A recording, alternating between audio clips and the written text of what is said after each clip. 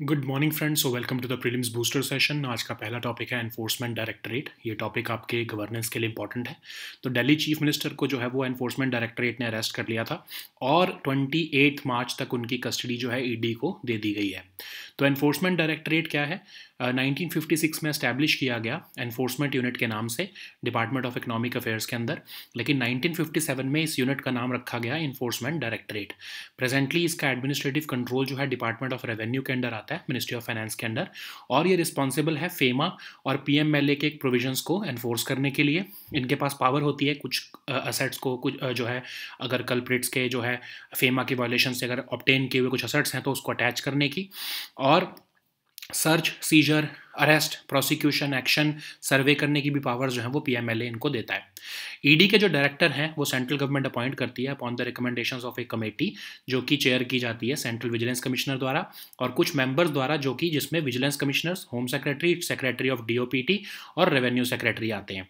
तो अब जो पूरा ये मुद्दा है ये लिकर पॉलिसी का या दिल्ली एक्साइज पॉलिसी का जो है मुद्दा है वो हम देख लेते हैं। आपके लिए इंपॉर्टेंट तो नहीं है बट ओवरव्यू आपको इसका पता होना चाहिए।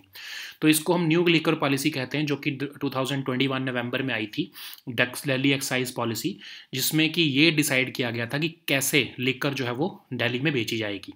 सिटी को 32 जोन्स में डिवाइड किया गया। लाइसेंसेज जो है वो 849 रिटेल वेंडर्स के दिए गए। शॉप्स को अलाउ किया गया कि वो डिस्काउंट्स भी दे सकते हैं कस्टमर्स को, और जो नंबर ऑफ ड्राई डेज हैं वो कम करके 21 से 3 कर दिए गए। इसमें होम डिलीवरी ऑफ लिकर के भी प्रोविजंस थे। ड्रिंकिंग एज को 25 से 21 करने का प्रोविजन था, और इसमें यह भी सजेस्ट किया गया था कि जो शॉप्स हैं वो सुबह 3 बजे तक खुली रहा करेंगी, ठीक है, या फिर लेट नाइट 3 बजे तक खुली रहा करेंगी। अब कंट्रोवर्सी क्या हुई कि जो चीफ सेक्रेटरी जो है उनको ये पॉलिसी को जो है वो सबसे पहले एग्जामिन करना था, और चीफ सेक्रेटरी ने इसमें कुछ प्रोसीजरल लैप्सेस पाए, इरेगुलरिटीज़ पाई, तो उन्हें शक हुआ ऑफ कोर्स कि कुछ इसमें दिक्कत है। तो जब ये एलिगेशंस जो है जब लगाए गए, इन्वेस्टिगेशन की गई, तो एलिगेशंस में ये लगाया गया कि जो दिल्ली के डिप्टी सीएम थे सिसोदिया जी, जो कि उस टाइम पर एक्साइज डिपार्टमेंट को भी हेड कर रहे थे, उन्होंने इस पॉलिसी में कुछ ऐसे चेंजेस किए जिसका उन्होंने अप्रूवल भी नहीं लिया एलजी से, दिल्ली के एलजी से। और ये चेंजेस जो थे आर्बिट्ररी थे, यूनिलैटरल डिसीजंस थे जो उस समय दिल्ली के डिप्टी सीएम ने लिए, जिसकी वजह से जो है फाइनेंशियल लॉसेज हुए स्टेट गवर्नमेंट को, जो कि 580 करोड़ से भी ज़्यादा के थे। तो ये ऐसा क्यों किया गया? तो ऐसा फिर ये पता लगा कि कुछ किक बैक्स रिसीव किए गए थे Delhi government, ruling party of Delhi government ने, ठीक है, गवर्नमेंट तो नहीं ऑफ कोर्स कह सकते हम, उनके लीडर्स ने, रूलिंग पार्टी ने, और उस पैसे का इस्तेमाल करते हुए फिर बाद में असेंबली इलेक्शंस जो पंजाब और गोवा में हुए अर्ली 2022 में, उसमें पैसा वो यूज़ किया गया। मैटर को सीबीआई को रेफर किया गया और उसके बाद कुछ अरेस्ट्स किए गए। और ईडी जब उसमें पिक्चर में कब आया, जब ये भी पता लगा सीबीआई द्वारा कि मनी लॉन्ड्रिंग भी की गई है उस किकबैक्स की, जो कि साउथ ग्रुप नामक कंपनी जो है एक जो जिसको ठेका दिया गया था ये दिल्ली लिकर का, उनसे जो किकबैक्स लिए गए उस पैसे को मनी लॉन्ड्रिंग भी की गई है। तो ईडी तब उस पिक्चर में आया। तो ईडी ने जो है जब इन्वेस्टिगेशन करी तो ये पता लगा कि लगभग 6% के किकबैक्स मिले हैं। 12% का मार्जिन रखा गया था प्रॉफिट जो है इस ग्रुप के लिए, उसमें से 6% जो है मतलब 50% के आसपास किकबैक्स जो है वो रूलिंग पार्टी ने रिसीव किए, जो कि उस समय ये पता लगाया गया था कि लगभग 100 करोड़ के आसपास हैं। बट अब जो है ईडी कह रही है कि इससे कई ज़्यादा ये अमाउंट है, ठीक है, जिसकी मनी लॉन्ड्रिंग भी की गई। ओके, एनीवेज अब हम देखते हैं नेक्स्ट हमारा टॉपिक है plastic waste management amendment rules 2021। ये टॉपिक इन्वायरमेंट के लिए इंपॉर्टेंट है। तो इन्वायरमेंट मिनिस्ट्री ने plastic waste management amendment rules 2024 introduce किए हैं, और ये रूल्स मुश्किल करेंगे makers of disposable plastic ware को कि वो प्रोडक्ट्स को अपने बायोडिग्रेडेबल आसानी से ना कह पाएँ, ठीक है। तो जो मेकर्स हैं डिस्पोजेबल प्लास्टिक के, वो माइक्रो प्लास्टिक्स भी आसानी से ऐसे पीछे नहीं छोड़ सकते। तो माइक्रो प्लास्टिक्स क्या है? माइक्रो प्लास्टिक्स बेसिकली कोई भी ऐसा सॉलिड प्लास्टिक पार्टिकल जो कि इनसॉल्युबल रहता है वाटर में, और इसकी डायमेंशन जो है वो 1 UM से 1000 UM के बीच में होती है, ठीक है। ये एक मेजर सोर्स ऑफ पोल्यूशन है जो कि रिवर्स और ओशंस को अफेक्ट कर रहे हैं। तो ऑब्जेक्टिव क्या है प्लास्टिक वेस्ट मैनेजमेंट रूल्स के, जो कि 2016 में आए थे? तो मिनिमम थिकनेस जो है वो प्लास्टिक बैग की बढ़ाई गई, 40 से 50 माइक्रॉन्स की गई। फिर जो जुरिस्डिक्शन है उसको म्यूनिसिपल एरिया से बढ़ाकर रूरल एरियाज तक एप्लीकेबल कर दिया गया। प्रोड्यूसर्स और जनरेटर्स की भी रिस्पॉन्सिबिलिटीज इसमें फिक्स की गई, और एक कलेक्शन जो है कलेक्ट बैक सिस्टम भी इंट्रोड्यूस किया गया। Producer responsibility, extended producer responsibility लाई गई, जिससे कि जो है कलेक्शन की जाए और बाद में उस प्लास्टिक का रीयूज़ किया जाए। तो ये प्लास्टिक वेस्ट मैनेजमेंट रूल्स को अमेंड करने की ज़रूरत क्यों पड़ी? क्योंकि उस समय बायोडिग्रेडेबल प्लास्टिक और कंपोस्टेबल प्लास्टिक, दो ही तरह के प्लास्टिक जो है उनको प्रोजेक्ट किया गया कि ये ही ऑल्टरनेटिव है। बायोडिग्रेडेबल प्लास्टिक कौन सा होता है? जो आपको मतलब नेचुरली ही डिकम्पोज हो जाता है ओवर टाइम। कंपोस्टेबल प्लास्टिक वो होता है जो डिग्रेड तो होता है, लेकिन उसको इंडस्ट्रियल या फिर large municipal waste management facilities चाहिए होती हैं डिग्रेड करने के लिए। तो यूनियन गवर्नमेंट ने, आपको पता ही है, सिंगल यूज प्लास्टिक को तो बैन कर दिया था 2022 में, ठीक है। तो कहा था कि बायोडिग्रेडेबल प्लास्टिक को आप अडॉप्ट करो, लेकिन रूल्स में ये स्पेसिफाई नहीं किया था कि कितनी डिग्री ऑफ डिग्रेडेशन जो है उससे बायोडिग्रेडेबल का सर्टिफिकेट मिलेगा प्लास्टिक में, ठीक है। तो हाइलाइट्स अगर हम देखें plastic waste management amendment rules की 2024 की, तो इसमें बताया गया है कि बायोडिग्रेडेबल प्लास्टिक क्या है, और माइक्रो प्लास्टिक्स के बारे में फिर भी जो है वो अभी भी जो है बताया नहीं गया है कि कौन से केमिकल टेस्ट से जो है ये पता लगाया जाएगा कि अब माइक्रो प्लास्टिक्स नहीं रह गए हैं इस पर्टिकुलर प्लास्टिक के जो है प्रोडक्ट में, या फिर कितना लेवल ऑफ हम माइक्रो प्लास्टिक को रिड्यूस करें तब जो है वो हम मानेंगे कि वो माइक्रो प्लास्टिक जो है वो एलिमिनेट कर दिए गए हैं, ठीक है। अमेंडमेंट में ये कहा गया है कि जो कैरी बैग्स और कमोडिटीज़ हैं उनको कंपोस्टेबल या फिर बायोडिग्रेडेबल प्लास्टिक से ही बनाया जा सकता है, ठीक है। और एक सर्टिफिकेट लेना होगा सीपीसीबी से किसी भी तरह के प्लास्टिक के प्रोडक्ट या कमोडिटीज़ को बनाने के लिए, मार्केटिंग और सेलिंग के लिए, ठीक है। नेक्स्ट हम टॉपिक देखते हैं शंघाई कोऑपरेशन ऑर्गेनाइजेशन फोरम। ये टॉपिक आपके इंटरनेशनल रिलेशंस के लिए इंपॉर्टेंट है। तो 4th एडिशन जो है Shanghai cooperation organisation startup forum का, वो अभी रिसेंटली न्यू दिल्ली में ऑर्गेनाइज किया गया। एक प्लेटफॉर्म देता है सभी स्टेक होल्डर्स को, ये स्टार्टअप इकोसिस्टम के सभी एससीओ मेंबर स्टेट्स के, कि वो आपस में इंटरैक्ट और कोलैबोरेट कर सकें, मल्टीलैटरल कोऑपरेशन और एंगेजमेंट कर सकें, आपस में अच्छी जो बेस्ट प्रैक्टिसेस हैं वो शेयर कर सकें, कॉर्पोरेट्स और इन्वेस्टर्स आपस में काम कर सकें क्लोजली, स्केलिंग अपॉर्चुनिटीज़ मिले उनको, और क्रॉस बॉर्डर इंक्यूबेशन और एक्सेलरेशन प्रोग्राम्स भी वो फैसिलिटेट कर सके। तो इंडिया जो है अभी सेकंड मीटिंग भी इसकी होल्ड करेगा special working group for startups और इनोवेशन की नवंबर 2024 में। नेक्स्ट हम टॉपिक देखते हैं सेक्शन 153A ऑफ आईपीसी। ये टॉपिक आपके गवर्नेंस के लिए इंपॉर्टेंट है। तो सुप्रीम कोर्ट ने रिटरेट किया है कि एक ऑफेंस अगर उसको हम सेक्शन 153A की श्रेणी में डालना चाहते हैं इंडियन पिनल कोड की, तो उसमें एक सेंस ऑफ एनमिटी और डिसहार्मनी जो है वो होनी चाहिए, मतलब कि वो क्रिएट की होनी चाहिए उस पर्सन, उस अक्यूज ने, तभी हम मानेंगे कि उस सेक्शन 153A उसके ऊपर एप्लीकेबल होगा। तो सेक्शन 153A जो है आईपीसी का कहता है कि उनको पनिश किया जाए जो किसी भी तरह की एनमिटी प्रमोट करते हैं डिफरेंट ग्रुप्स में सोसाइटी के, on the basis of religion, caste, race, place of birth या रेजिडेंस, ठीक है। तो या फिर लैंग्वेज ऑल्सो। तो किसी तरह की भी एनमिटी हो सकती है, चाहे वो फॉर्म ऑफ वर्ड्स में हो, विजुअल रिप्रेजेंटेशन में हो, साइंस में हो, डिसहार्मनी स्प्रेड की जा रही है पब्लिक ट्रैंक्विलिटी में, जो है कुछ मूवमेंट्स या ड्रिल्स जो है उनको और एड किया जा रहा है जिससे कि जो है ये एनमिटी आए सोसाइटी में, ठीक है। तो एक तरह से कॉग्निजेबल ऑफेंस है, नॉन बेलेबल ऑफेंस है। पनिशमेंट जो है इस ऑफेंस की अगर वो प्लेस ऑफ वर्शिप में की जाती है तो ऑफकोर्स वो 5 साल से भी ज़्यादा की पनिशमेंट उसमें मिल सकती है। नेक्स्ट हम टॉपिक देखते हैं वाइट ड्वार्फ्स। ये टॉपिक आपके साइंस एंड टेक के लिए इंपॉर्टेंट है। तो एस्ट्रोनॉमर्स ने रिसेंटली डिटेक्ट किए हैं 4 वाइट ड्वार्फ स्टार्स।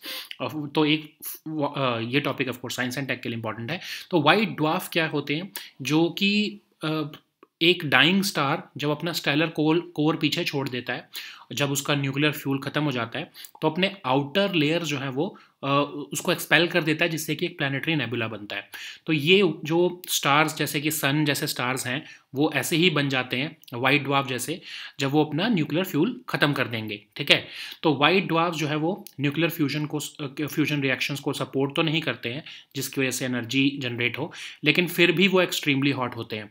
ये as half massive as the sun होते हैं, half as massive as the sun होते हैं, और ये स्लाइटली बिगर देन अर्थ होते हैं, ठीक है। एक न्यूली बॉर्न वाइट ड्वार्फ जो है वो उसमें हीलियम, कार्बन, ऑक्सीजन न्यूक्लियाई होता है, ठीक है। वाइट ड्वार्फ जो है वो उनमें ग्रेविटेशन तो नहीं होती, लेकिन उनका जो इलेक्ट्रॉन गैस होती है उनके इंटीरियर में, उसकी वजह से जो है वो प्रेशर को द्वारा सपोर्टेड होते हैं। एक वाइट ड्वार्फ को कूल डाउन होने में कई बिलियन ईयर्स लग जाते हैं और तब जाकर वो एक ब्लैक ड्वार्फ बनता है। जो ल्यूमिनोसिटी होती है वाइट ड्वार्फ की, उसका यूज़ करते हुए एस्ट्रोनॉमर्स मेजर करते हैं कि कितने सालों पहले ये जो है स्टार फॉर्मेशन हुई थी किसी भी पर्टिकुलर रीजन में। ठीक है, तो ये कई तरह के सॉफ्ट और लोअर एनर्जी या एक्सरेज को भी जो है डिटेक्ट करने में हमें हेल्प करते हैं। ओके, तो नेक्स्ट हम टॉपिक देखते हैं इंटरनेशनल टेलीकम्युनिकेशन यूनियन। ये टॉपिक आपके इंटरनेशनल रिलेशंस के लिए इंपॉर्टेंट है। तो रिसेंटली डॉक्टर नीरज मित्तल जो है वो यूनानिमसली को चेयर इलेक्ट हुए हैं डिजिटल इनोवेशन बोर्ड के, आईटीयू के। तो आईटीयू क्या है? एक यूनाइटेड नेशंस की स्पेशलाइज्ड एजेंसी इंफॉर्मेशन और कम्युनिकेशन टेक्नोलॉजी के लिए, जो कि 1865 में एज इंटरनेशनल टेलीग्राफ यूनियन बनाई गई थी। लेकिन 1947 में आईटीयू एक स्पेशलाइज्ड एजेंसी बनी यूएन की, और जो कि गवर्नमेंट्स और प्राइवेट सेक्टर बॉडीज़ के बीच में कोऑर्डिनेशन करती है। 193 मेंबर्स इसके कंट्रीज इसके मेंबर्स हैं। और ये क्या काम करती है? ग्लोबल रेडियो स्पेक्ट्रम एलोकेट करना, सैटेलाइट ऑर्बिट्स रेगुलेट करना, फिर टेक्निकल स्टैंडर्ड्स देना आईसीटी या telecommunications related, access to ICT को बढ़ाने में हेल्प करना अंडर सर्व्ड कम्युनिटीज़ में। इंडिया जो है वो 1869 से इसका मेंबर है और एक रेगुलर मेंबर है आईटीयू काउंसिल का सिंस 1952। तो डिजिटल इनोवेशन बोर्ड क्या है? तो of course innovation and entrepreneurship alliance जो है डिजिटल डेवलपमेंट का, उनके अंडर ये बनाया गया है। और ये स्ट्रेटजिक गाइडेंस, एक्सपर्टीज़ या एडवोकेसी देता है कि कैसे एंटरप्रेन्योरशिप जो है डिजिटल डेवलपमेंट के काम आ सकती है। ओके, नेक्स्ट हम टॉपिक देखते हैं आईएमटी ट्राइलैटरल एक्सरसाइज। ये टॉपिक आपके सिक्योरिटी के लिए इंपॉर्टेंट है। तो आईएनएस तीर और आईएनएस सुजाता जो है वो India, Mozambique, Tanzania trilateral exercise के अंदर जो है वो पार्टिसिपेट करने के लिए जा चुकी हैं। तो ये एक जॉइंट मैरीटाइम एक्सरसाइज है ऑफ कोर्स, जो कि जांजीबार और मापुटो जो कि तंजानिया और मोजाम्बिक में है, वहाँ पर इंडियन नेवी के साथ ये जो है एक्सरसाइज की जाएगी। नेक्स्ट हम टॉपिक देखते हैं टैक्टिकल न्यूक्लियर वेपन्स। ये टॉपिक भी सिक्योरिटी के लिए इंपॉर्टेंट है। तो वेस्टर्न ऑफिशियल्स ने रिसेंटली कंफर्म किया है कि रशिया ने अपने टैक्टिकल न्यूक्लियर वेपन्स जो है वो बेलारूस में मूव कर दिए हैं। तो टैक्टिकल न्यूक्लियर वेपन्स क्या होते हैं? न्यूक्लियर वेपन्स को हम स्ट्रेटेजिक या टैक्टिकल में हम कैटेगराइज कर सकते हैं। स्ट्रेटेजिक न्यूक्लियर वेपन्स तो वो बहुत बड़े वेपन्स होते हैं जिनका कोई बहुत बड़ा ऑब्जेक्टिव होता है, जिससे कि सिटीज़ को या लार्ज टारगेट्स को आप डिस्ट्रॉय करना चाहते हो लार्जर वॉर में। टैक्टिकल न्यूक्लियर वेपन्स जो है वो स्पेसिफिक टैक्टिकल गेम्स के लिए बनाए जाते हैं बैटलफील्ड में, एनिमी टारगेट को टारगेट करने के लिए, without causing any wide spread destruction, या फिर उसका रेडियो एक्टिव फॉल आउट भी हम ज़्यादा नहीं रखना चाहते हैं। तो इसका एक्सप्लोजिव यील्ड भी कम होता है as compare to strategic nuclear weapons. Short range होती है इसकी, ठीक है, as compare to, of course ये सारा कंपैरिजन स्ट्रेटजिक न्यूक्लियर वेपन्स के साथ है। तो least regulated category of nuclear weapons है ऑफ कोर्स ये। 9 कंट्रीज़ के पास टैक्टिकल न्यूक्लियर वेपन्स है as per federation of American scientist, जिसमें कि इंडिया भी आता है ऑफ कोर्स। लेकिन सबसे ज़्यादा जो टैक्टिकल न्यूक्लियर मिसाइल्स हैं वो इस टाइम पर रशिया के पास है। नेक्स्ट हम टॉपिक देखते हैं एबोला। ये टॉपिक आपके सोशल इश्यूज़ और इन्वायरमेंट दोनों के लिए इंपॉर्टेंट है। तो साइंटिस्ट ने रिसेंटली एक न्यू वे जो है वो फाउंड की है, जिससे कि एबोला ह्यूमन बॉडी में रिप्रोड्यूस होता है। तो जिससे कि हमें हेल्प होगा कि हम कुछ ड्रग्स बना पाएँ ताकि एबोला को हम रोक सकें। तो एबोला क्या है? एक जो है वायरल डिसीज़ है, ऑफ कोर्स रेयर है बट सिवियर इलनेस करती है ये ह्यूमंस में। एबोला वायरस से, जो वायरसेस से ये निकलती है, ठीक है। इसका नाम एबोला रिवर के ऊपर रखा गया है क्योंकि डेमोक्रेटिक रिपब्लिक ऑफ कॉन्गो, जहाँ पर ये पहली बार डिसीज़ जो है ऑब्जर्व की गई थी, उसी के नाम पर इस डिसीज़ का नाम रखा गया है एबोला। तो एबोला एक कंटेजियस तो नहीं है, लेकिन लोगों में ये बॉडीली फ्लूइड्स के थ्रू जो है या स्किन के थ्रू जो है फैलता है एक इन्फेक्टेड एनिमल की, और ये पर्सन टू पर्सन भी उसी सेम वे में फैलता है। इसको आप एयर, वाटर या फूड से कांटेक्ट नहीं कर सकते हो। और इसका जो सिम्टम्स हैं वो 2 से लेके 21 दिन के बीच में जो है वो after being infected from this virus start होते हैं, ठीक है। और सिम्टम्स जो है वो फ्लू लाइक सिम्टम्स होते हैं शुरू में, फिर बाद में धीरे धीरे जो है वो सिवियर सिम्टम्स ऑब्जर्व होने शुरू होते हैं। कोई इसका फुल ट्रीटमेंट तो अवेलेबल नहीं है, इसीलिए सिर्फ फ्लूइड या इलेक्ट्रोलाइट बैलेंस ही मेंटेन किया जाता है, ठीक है। बाद में जो है ब्लड या प्लाज्मा थेरेपी दी जाती है ब्लीडिंग को कंट्रोल करने के लिए। इसमें मॉर्टेलिटी रेट्स बहुत हाई हैं, एवरेज 50% मॉर्टेलिटी रेट है इसका, और डेथ जनरली जो है वो फ्लूइड लॉस की वजह से होती है। Okay, so now let us see all these topics in English.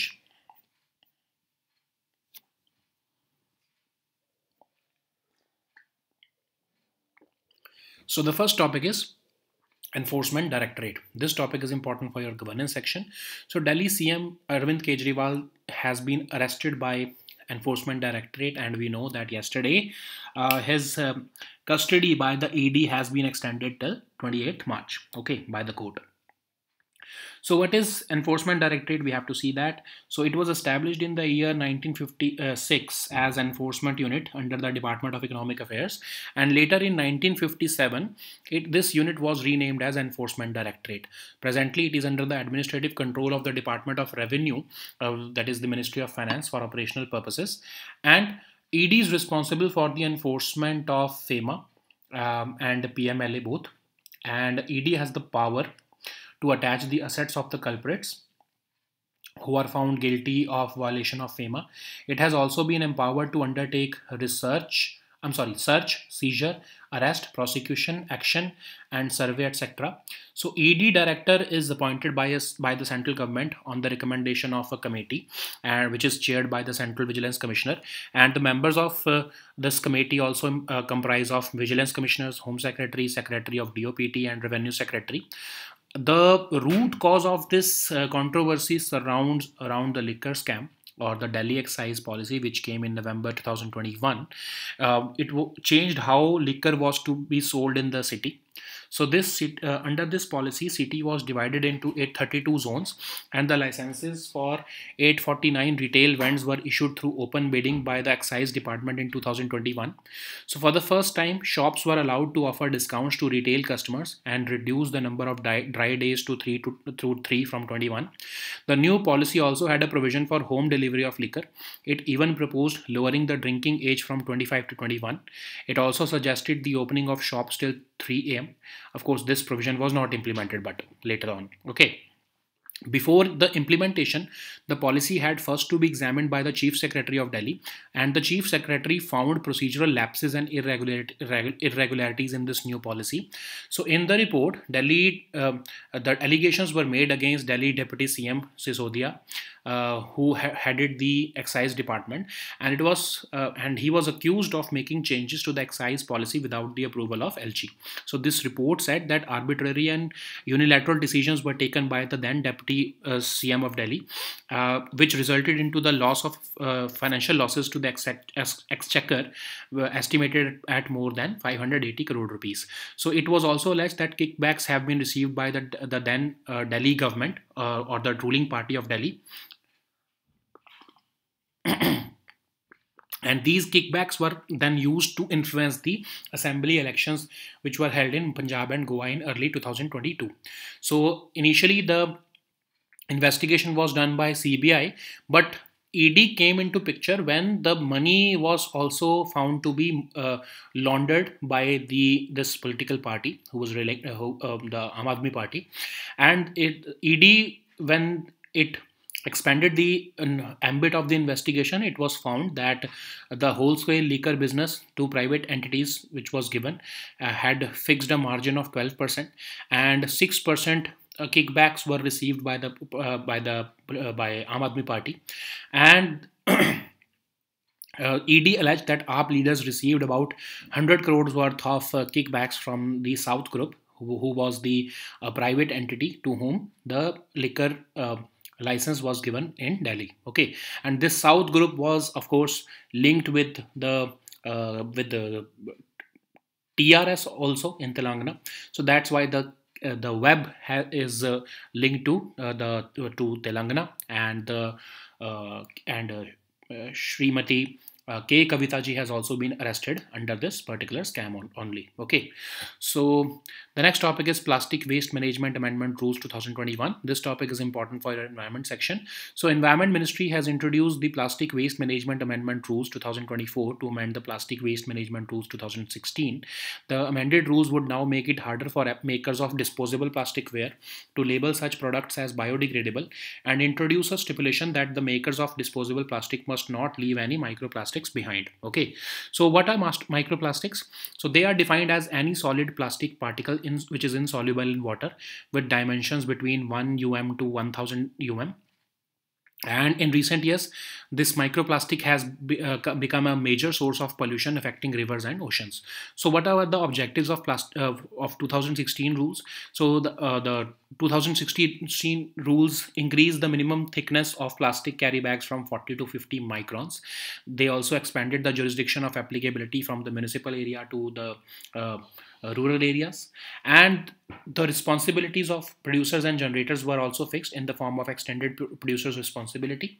So what was the need to bring in the new rules or amended rules? So biodegradable plastic and compostable plastic, two kinds of plastics were identified, and the biodegradable one of course is the one which decomposes naturally over time, but compostable one requires industrial or large municipal waste management facilities for degradation. So union government had banned in single-use plastic in 2022 and recommended the adoption of biodegradable plastic, but did not specify exactly what degree of degradation would be required to gain a certificate of biodegradable plastic for the producers. So for that, these rules have been introduced. It now clearly defines what is biodegradable plastic, and it says that it is biodegradable plastic is the one which is only capable of degradation by biological processes. Okay, and still microplastics related queries have not been resolved, and the updated rules do not specify which chemical tests would be used to establish the absence of microplastics, and to what extent microplastics must be reduced in a sample so as to consider them eliminated. Okay, and the manufacturers of carry bags and commodities shall be permitted to be made from compostable plastics or biodegradable plastics only. Okay, and they'll have to obtain a certificate from CPCB before marketing or selling such bags. Okay.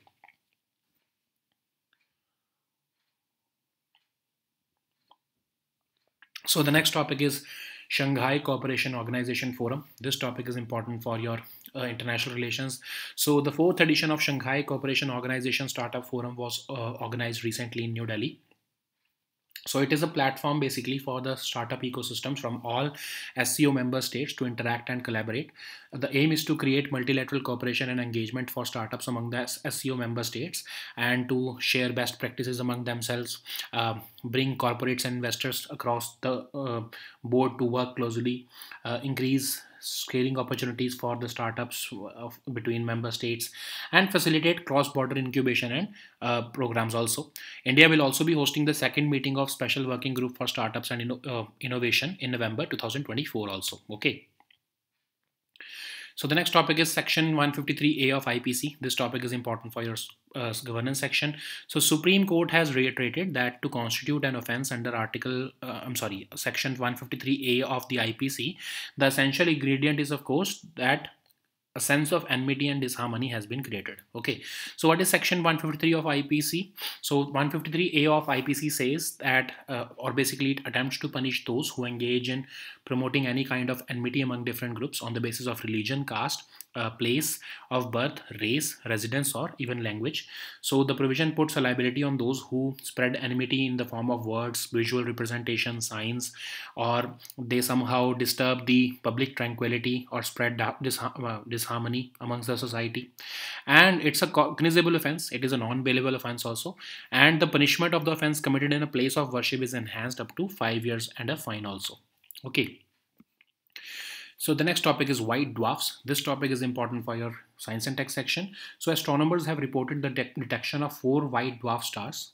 So white dwarf is the stellar core left behind a dying star which has exhausted its nuclear fuel, and it has expelled its outer layers to form a planetary nebula.